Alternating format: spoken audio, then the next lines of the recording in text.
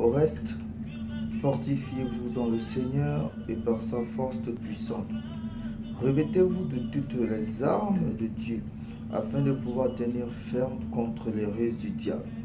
Car nous n'avons pas à lutter contre la chair et le sang, mais contre les dominations, contre les autorités, contre les princes de ce monde de ténèbres, contre les esprits méchants dans les lieux célestes.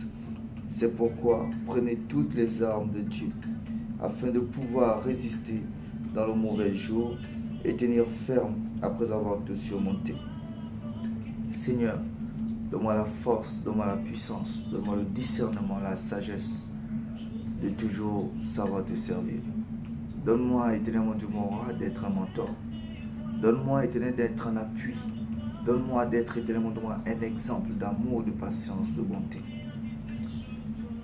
Je voudrais te dire, frère, sœur, je voudrais te dire, cher parent en Christ, reconsidère ton point de vue sur l'autre.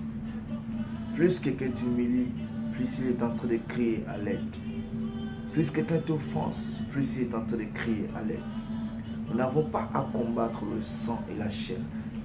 Mais combattons l'esprit qui manipule ceux qui nous offensent. Combattons l'esprit qui pousse les autres à nous tromper, les autres à nous haïr, les autres à nous détester, les autres à nous critiquer. Démolissons ces esprits-là par les armes de Dieu qui sont dans Éphésiens 6. Nous n'avons pas à nous combattre les uns les autres. Sinon le monde n'aura plus d'habitants. Nous avons à combattre la haine. Nous avons à combattre l'adultère, la fornication, les commérages, la vulgarité, la prostitution, le vol, les meurtres. Voici ce que nous avons à combattre avec la parole de Dieu.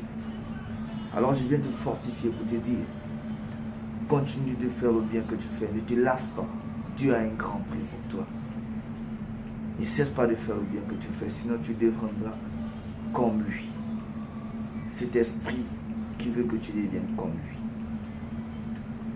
Donne plus d'amour là où tu es plus méprisé. Donne plus de patience là où tu es plus pressé. Donne plus de compréhension là où tu es incompris. Et que le Seigneur Jésus-Christ te fasse faveur. Qu'il nous fasse du bien. Amen.